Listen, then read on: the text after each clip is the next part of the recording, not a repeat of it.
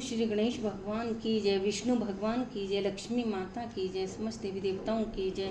देखो आज गुरुवार है और हम बृहस्पति देव की कथा कर रहे हैं और भगवान को भी कथा सुना रहे हैं। तो मैं इनका चलो यूट्यूब पर भी मैं इनका अपलोड कर देती हूँ। आप लोग भी कथा सुनना, लाइक करना, कमेंट्स करना और बताना कथा कैसी अच्छी लगी। बोलो राधे कृष्ण भगवान की जय। भारतवर्ष में एक राजा राज्य करता था। वह बड़ा प्रतापी और दानी था। वह नित्य गरीबों ब्राह्मणों की सहायता करता था।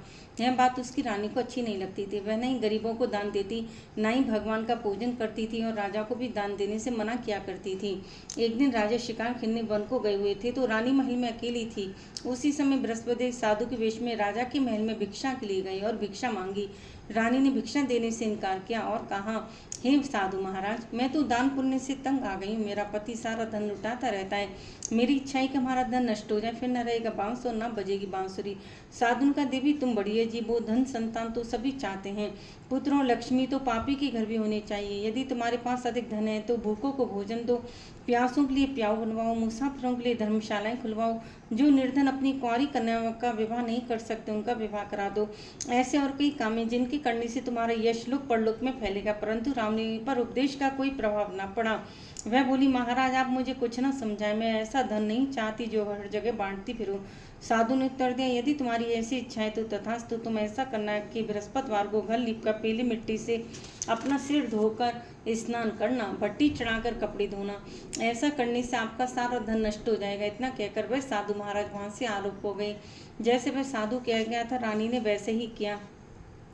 6 बृहस्पतिवार बीती थी कि उसका समस्त धन नष्ट हो गया। भोजन के लिए दोनों तरसने लगे, सांसारिक भोगों से दुखी रहने लगे। तब वह राजा रानी से कहने लगा कि तुम यहाँ पर रहो, मैं दूसरे देश में जाऊं, क्योंकि यहाँ पर मुझे सभी मनुष्य जानते हैं, इसलिए कोई कार्य भी नहीं कर सकता। देश चोरी परदेश भीख बराबर है। ऐसा कहकर राजा परदेश चला गया। वह जंगल को जाता लकड़ी काट कर लाता और शहर में बेचता इस तरह जीवन व्यतीत करने लगा। एक दिन दुखी होकर जंगल में एक पेड़ के नीचे आसन जमाकर बैठ के वह अपनी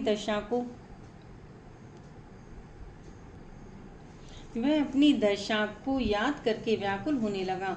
बृहस्पतिवार का दिन था। एकाएक उसने देखा कि निर्जन वन में एक साधु प्रकट हुआ है। वह साधु वेश में स्वयं बृहस्पति देवता थे। लकड़हारे के सामने आकर बोले, हे लकड़हारे, इस सुनसान जंगल में तू चिंतामग्न क्यों बैठा है? लकड़हारे ने दोनों हाथ जोड़कर प्रणाम किया। उत्तर दिया, महात्मा जी आप सब कुछ जानते, मैं क्या कहूँ। यह कहकर रोने लगा और साधु का आत्मकथा सुनाई।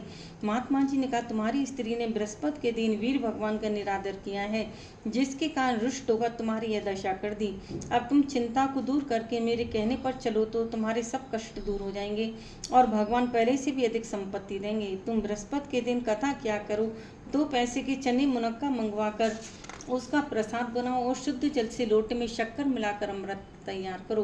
कथा के पश्चात अपनी सारे परिवार और सुनने वाले प्रेमियों में अमृत व प्रसाद बांटकर आप भी ग्रहण किया करो। ऐसा करने से भगवान तुम्हारी सब कामनाएं पूरी करेंगे।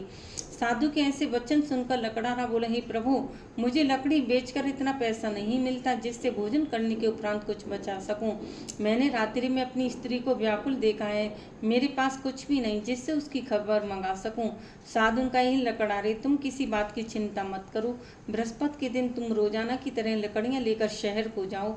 तुमको रोज से दुगना धन प्राप्त होगा, जिससे तुम भली भांत भोजन कर लोगे तथा बृहस्पति देव की पूजा का सामान भी आ जाएगा। इतना कहकर साधु अंतर ध्यान हो गए। धीरे धीरे समय व्यतीत होने पर फिर वही बृहस्पतिवार का दिन आया। लकड़हारा जंगल से लकड़ी काटकर किसी भी शहर में बेचने गया। उसे उस दिन और दिन से अधिक पैसा मिला। राजा ने चना गुड़ आदि लाकर गुरुवार का व्रत किया। उस दिन से उसके सभी क्लेश दूर हुए। परंतु जब दोबारा गुरुवार का दिन आया तो बृहस्पतिवार का व्रत करना भूल गया। इस कारण बृहस्पति भगवान नाराज हो गए। उस दिन से उस नगर के राजा ने विशाल यज्ञ का आयोजन किया तथा शहर में यह घोषणा करा दी कि कोई भी मनुष्य अपने घर में भोजन न बनावे, न आग जलावे, समस्त जनता मेरे यहाँ भोजन करने आवे। इस आज्ञा को जो न मानेगा इसके लिए फांसी की सजा दी जाएगी की घोषणा संपूर्ण नगर में करवा दी गई। राजा के आज्ञा अनुसार शहर के सभी लोग भोजन करने गए, लेकिन लकड़हारा कुछ देर से पहुंचा, इसलिए राजा उसको अपने साथ घर ले जाकर भोजन करा रहे थे तो रानी की दृष्टि उस खूंटी पर पड़ी जिस पर उसका हार लटका हुआ था। वह वहां पर दिखाई नहीं दिया। रानी ने निश्चय किया कि मेरा हर इस मनुष्य ने चुरा लिया। उसी समय पुलिस को बुलाकर उसको जेल खाने में डलवा दिया। जब लकड़हारा जेल खाने में पड़ गया, बहुत तो दुखी होकर विचार करने लगा कि न जाने कौन से पूर्व जन्म के कर्म से मुझे यह दुख प्राप्त हुआ है, और उसी साधु को याद करने लगा जो कि जंगल में मिला था। उसी समय तत्काल बृहस्पति देव साधु के रूप में प्रकट हो उसकी दशा को देखकर कहने लगे, अरे मूर्ख, तूने बृहस्पति देव की कथा नहीं करी, इस कारण तुझे दुख प्राप्त हुआ है। अब चिंता मत कर, बृहस्पतिवार के दिन जेल खाने के दरवाजे पर 4 पैसे पड़े मिलेंगे, उनसे तू बृहस्पति देव की पूजा करना, तेरे सभी कष्ट दूर हो जाएंगे। बृहस्पति के रोज उसे 4 पैसे मिले। लकड़हारे ने कथा कही। उसी रात्रि को बृहस्पति देव ने उस नगर के राजा को सपने में कहा, राजा, तुमने जिस आदमी को जेल खाने में बंद कर दिया वह निर्दोष है, वह राजा है, उसे छोड़ देना। रानी का उसी खूंटी पर लटका, अगर तू ऐसा नहीं करेगा तो मैं तेरे राज्य को नष्ट कर दूंगा। इस तरह रात्रि के सपनों को देखकर राजा प्रातःकाल उठा और खूंटी पर हाथ देकर लकड़हारा को बुलाकर क्षमा मांगी तथा लकड़हारा को योग्य सुंदर वस्त्र आभूषण देकर विदा किया तथा बृहस्पति देव की आज्ञा अनुसार लकड़हारा नगर में अपने नगर को चल दिया। राजा जब अपने नगर के निकट पहुंचा तो उसे बड़ा आश्चर्य हुआ। नगर में पहले से अधिक बाग, तालाब और कुएं तथा बहुत सी धर्मशाला, मंदिर आदि बन गई हैं। राजा ने पूछा, किसका बाग और धर्मशाला है? तब नगर के सब लोग कहने लगे, सब रानी और बांदी के हैं। तो राजा को आश्चर्य हुआ, गुस्सा भी आया। जब रानी ने यह खबर सुनी कि राजा आ रहे हैं तो उसने बांदी से कहा, दासी देख, राजा हमको कितनी बुरी हालत में छोड़ गए थे, हमारी ऐसी हालत देखकर लौट न जाए, वह लौट न जाए, इसलिए तू दरवाजे पर खड़ी हो जा। क्यों? सा दासी दरवाजे पर खड़ी हो गई। राजा आई तो उन्हें अपने साथ लेवा लाई। तब राजा ने क्रोध करके अपनी रानी से पूछा कि धन तुम्हें कैसे प्राप्त हुआ है? तब उन्होंने कहा, मैं यह सब धन बृहस्पति देव किस व्रत के प्रभाव से प्राप्त हुआ है। राजा ने निश्चय किया कि 7 रोज बाद तो सभी बृहस्पति देव का पूजन करते हैं, परंतु मैं रोजाना दिन में 3 बार कहानी कहा करूंगा तथा रोज व्रत किया करूंगा। हर समय राजा के दुपट्टे में चने की दाल बंदी रहती तथा दिन में 3 बार कहानी कहता। एक रोज राजा ने विचार किया कि चलो अपनी बहन के यहाँ हो आवे। इस तरह निश्चय कर घोड़े पर सवार हो अपनी बहन के यहाँ कुछ चलने लगा। मार्ग में उसने देखा कि कुछ आदमी मुर्दे को ले जा रहे हैं। उन्हें रोका। राजा कहने लगे, अरे भाइयों, मेरी बृहस्पति देव की कहानी सुन लो। वे बोले, हमारा तो आदमी मर गया है, इसको अपनी कथा की पड़ी। परंतु कुछ आदमी बोले, अच्छा कहो, हम तुम्हारी कथा भी सुनेंगे। राजा ने दाल निकाली और जब कथा आदि हुई थी कि मुर्दे हिलने लग गया, और जब कथा समाप्त हो गई तो राम राम करके मनुष्य उठकर खड़ा हो गया। आगे मार्ग में उसे किसान खेत में हल चलाता मिला। राजा ने उसे देखा और उससे बोला, अरे भैया, तुम मेरी बृहस्पतिवारी की कथा सुन लो। किसान बोला, जब तक मैं तेरी कथा सुनूंगा तब तक 4 हरैया और जोत लूंगा, जा अपनी कथा किसी और को सुनाना। इस तरह राजा आगे चलने लगा। राजा की हटती बैल पछाड़ खाकर गिर गई तथा उसके पेट में बड़ी जोर का दर्द होने लगा। उस समय उसकी माँ रोटी लेकर आई। उसने जब यह देखा तो अपनी पुत्री से सब हाल पूछा। बेटे ने सब हाल कह दिया तो बुढ़िया दौड़ी दौड़ी घुड़सवार के पास गई और उससे बोली कि मैं तेरी कथा सुनूंगी, तू अपनी कथा मेरे खेत पर ही चलकर कहना। राजा ने बुढ़िया के खेत पर जाकर कथा कही, जिसके सुनते ही वह बैल उठ खड़े हुए तथा किसान के पेट का दर्द बंद हो गया। राजा अपनी बहन के घर पहुंचा। बहन ने भाई की खूब मेहमानी की। दूसरी रोज प्रातःकाल राजा जगातों पे देखने लगा कि सब लोग भोजन कर रहे हैं। राजा ने अपनी बहन से कहा, ऐसा कोई मनुष्य जिसने भोजन नहीं किया हो, मेरी बृहस्पतिवार की कथा सुन ले। बहन बोली, हे भैया, यह देश ऐसा ही है, पहले यहाँ लोग भोजन करते हैं, बाद में अन्य काम करते हैं। अगर कोई पड़ोस में हो तो देखा हूँ। वह ऐसा कहकर देखने चली गई, परंतु उसे कोई ऐसा व्यक्ति नहीं मिला जिसने भोजन नहीं किया हो। तब एक कुमार के घर गई जिसका लड़का बीमार था। उसे मालूम हुआ उनके यहाँ 3 रोज से किसी ने भोजन नहीं किया है। रानी ने अपने भाई की कथा सुनने के लिए कुमार से कहा। वह तैयार हो गया। राजा ने जाकर बृहस्पतिवार की कथा कही, जिसको सुनकर उसका लड़का ठीक हो गया। अब तो राजा की प्रशंसा होने लगी। एक रोज राजा ने अपनी बहन से कहा, हे बहन, हम अपने घर को जाएंगे, तुम भी तैयार हो जाओ। राजा की बहन ने अपनी सास से कहा। सास ने कहा, चली जा, परंतु अपने लड़कों को मत ले जाना, क्योंकि तेरे भाई की कोई औलाद नहीं है। बहन ने अपनी भैया से कहा, भैया, मैं तो चलूंगी, कोई बालक नहीं जाएगा। राजा बोले, जब कोई बालक नहीं चलेगा तब तुम क्या करोगी? बड़े दुखी मन से राजा अपने नगर को लौट आए। राजा ने अपनी रानी से, हम निर्वंशी राजा हैं, हमारा मुंह देखने का धर्म नहीं है और कुछ भोजनाद नहीं किया। रानी बोली, ही प्रभु, बृहस्पति देव ने हमें सब कुछ दिया है, हमें औलाद अवश्य देंगे। उसी रात को बृहस्पति देव ने राजा से स्वप्न में कहा, राजा उठ, सभी सोचे त्याग दे, तेरी रानी गर्भ से है। राजा की ये बात सुनकर बड़ी खुशी हुई। 9वें महीने में उसके गर्भ से एक सुंदर पुत्र पैदा हुआ। तब राजा बोला, हे रानी, स्त्री बिना भोजन के रह सकती, बिना कहीं नहीं रह सकती। जब मेरी बहन आवे तो मुझसे कुछ कहना मत। रानी ने सुनकर हाँ कर दिया। जब राजा की बहन ने यह शुभ समाचार सुना तो बहुत खुश हुई तथा बधाई लेकर अपने भाई के आई। तभी रानी ने कहा, घोड़ा चढ़कर तो नहीं गधा चढ़ आई। राजा की बहन बोली, भाभी मैं इस प्रकार नहीं कहती तो तुम्हें औलाद कैसे मिलती। बृहस्पति वैसे ही है, जैसे जिसके मन में कामनाएं सभी को पूर्ण करते हैं। जो सद्भावना पूर्वक बृहस्पतिवार का व्रत करता है एवं कथा पढ़ता अथवा सुनता है और दूसरों को सुनाता है, वह बृहस्पति देव उसकी मनोकामना पूर्ण करते हैं। भगवान बृहस्पति उसकी सदैव रक्षा करते हैं। संसार में जो मनुष्य सद्भावना से भगवान जी का पूजन व्रत सच्चे हृदय से करते हैं तो उनकी सभी मनोकामनाएं पूर्ण करते हैं।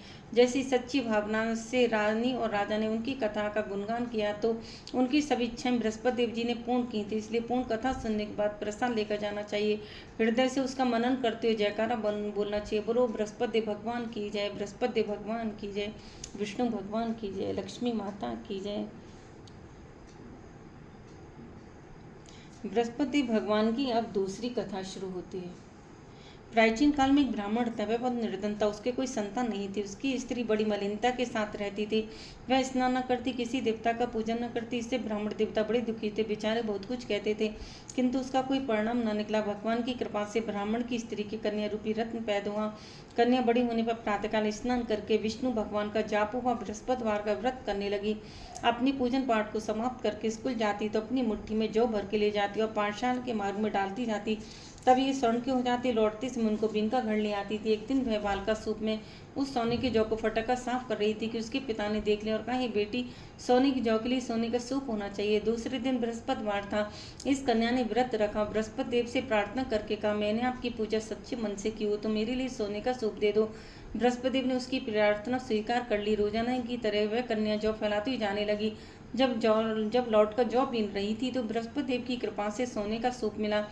उसे वह घर ले आई उसमें जौ साफ करने लगी, परंतु उसकी माँ का वही ढंग रहा। एक दिन की बात है, वह कन्या सोने के सूप में जौ साफ कर रही थी। उस समय उस शहर का राजपुत्र वहां का निकला। इस कन्या के रूप और कार्य को देखकर मोहित हो गया तथा अपने घर आकर भोजन तथा जल त्याग कर उदास होकर लेट गया। राजा को जब इस बात का पता लगा तो अपने प्रधानमंत्री के साथ उसके पास गई और बोली, हे बेटा, तुम्हें किस बात का कष्ट है? किसी ने अपमान किया है अथवा और कोई कारण हो सो कहूँ, मैं वही कार्य करूंगा जिससे तुम्हें प्रसन्नता हो। अपने पिता की राजकुमार ने बातें सुनी तो वह बोला, मुझे आपकी कृपा से किसी बात का दुख नहीं है। किसी ने मेरा अपमान नहीं किया है, परंतु मैं उस लड़की से विवाह करना चाहता हूँ जो सोने के सूप में जौ साफ कर रही थी। यह सुनकर राजा आश्चर्य में पड़ा और बोला, ही बेटा, इस तरह की कन्या का पता तुम ही लगाओ, मैं उसके साथ तेरा विवाह अवश्य ही करवा दूंगा। राजकुमार ने उस लड़की के घर का पता बतलाया। तब मंत्री उस लड़की के घर गया, ब्राह्मण देवता को सभी हाल बतलाया। ब्राह्मण देवता राजकुमार के साथ अपनी कन्या का विवाह करने के लिए तैयार हो गए तथा विधि विधान के अनुसार ब्राह्मण की कन्या का विवाह राजकुमार के साथ हो गया।